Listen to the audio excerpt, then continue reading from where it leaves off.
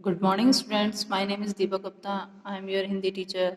आज हम class 9th की पुस्तक संचयन का चैप्टर 6 दिए जल उठे, जिसके की प्रश्नोत्तर हम 1 से 4 तक पिछले वीडियो में कर चुके हैं। अब नंबर 5वें प्रश्न का हम आप लोग आगे ध्यान से देखिए तथा अपनी उत्तर पुस्तिका में कीजिए। प्रश्न है, पाठ द्वारा यह कैसे सिद्ध होता है कि कैसी भी कठिन परिस्थितियां हो उसका सामना तात्कालिक सूझबूझ और आपसी मेलजोल से किया जा सकता है। अपने शब्दों में लिखिए। इस प्रश्न का उत्तर है, दिए जल उठे पाठ के द्वारा लेखक ने यह स्पष्ट करने का प्रयास किया है कि जिस प्रकार महिसागर नदी के किनारे लोगों ने अंधकार को दूर करने के लिए हाथों में जलते हुए दिए लेकर रात्रि की गहनता को दूर करने का सफल प्रयास किया, ठीक उसी प्रकार परिस्थितियां चाहे कितनी भी कठिन हो, यदि सूझबूझ से काम लिया जाए तो बड़ी से बड़ी समस्या का समाधान किया जा सकता है। महिसागर नदी के तट पर गांधी जी के पहुंचते ही दूसरा तट भी जय घोष से प्रतिध्वनित होने लगा। महिसागर नदी के दूसरे तट पर वैसी ही दलदली जमीन थी। परिस्थितियां दोनों तरफ एक जैसी थी, परंतु देशवासियों के अदम्य साहस और सूझबूझ से पटेल की गिरफ्तारी के बाद भी गांधी जी का सत्याग्रह आंदोलन सफल हुआ। अगला प्रश्न है प्रश्न नंबर 6, महिसागर नदी के दोनों किनारों पर कैसा दृश्य उपस्थित था? अपने शब्दों में वर्णन कीजिए।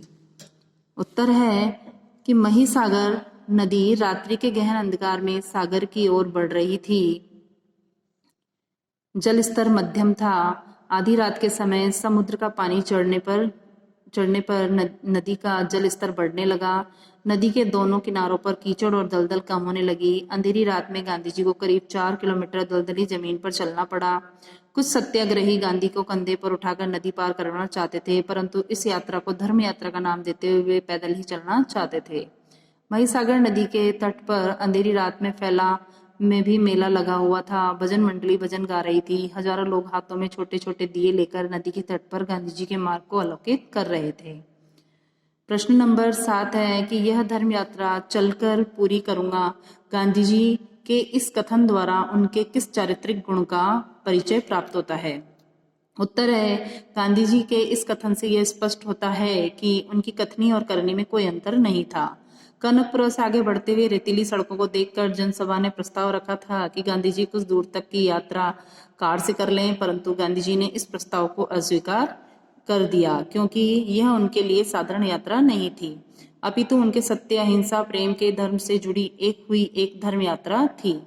गांधी जी ने यह स्पष्ट भी किया था कि यह उनके जीवन की अंतिम यात्रा है, इसीलिए वे किसी वाहन का प्रयोग नहीं करना चाहते।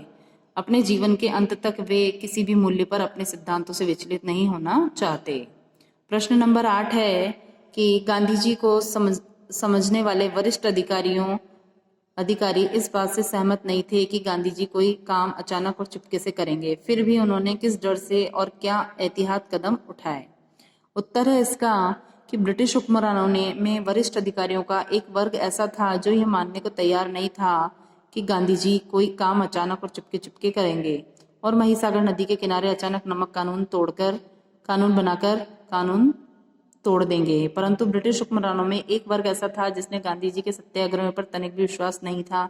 इसलिए सुरक्षा को मद्देनजर रखते हुए उन्होंने नदी के तट पर से सारे नमक के भंडार हटा दिए और उन्हें नष्ट करवा दिया, ताकि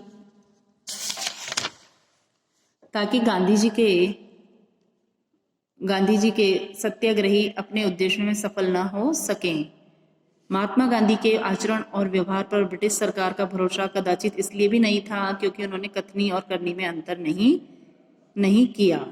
प्रश्न नंबर 9, गांधी जी के पार उतरने पर भी लोग नदी तट पर क्यों खड़े रहे?